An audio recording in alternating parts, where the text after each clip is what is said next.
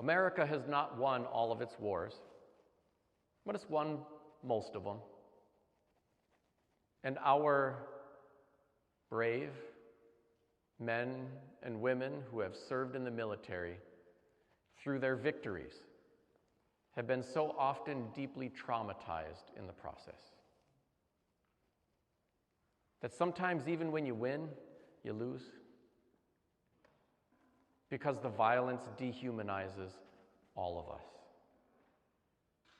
And yes, being on the receiving end of the violence is worse, but it does dehumanize all of us. You heard the saying, hurt people hurt people? Is it any surprise that white men dominate the ranks of school shooters, serial killers, and domestic terrorists? They are hurting so bad. They're hurting so bad. They need to be held too.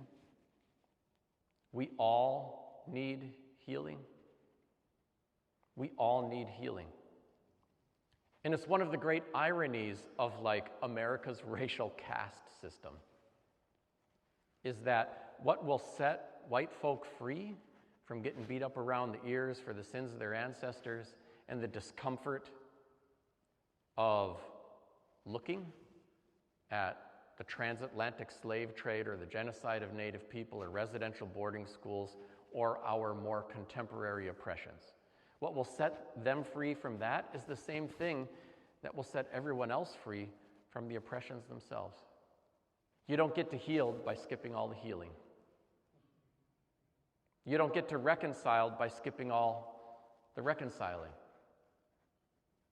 And truth and reconciliation starts with truth. And there's still a lot of folks who have an aversion to the truth, who would rather try to rewrite the story, which never rewrites the facts.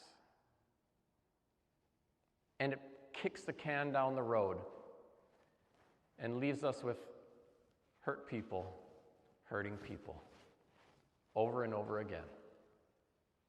We are actually capable of doing something very different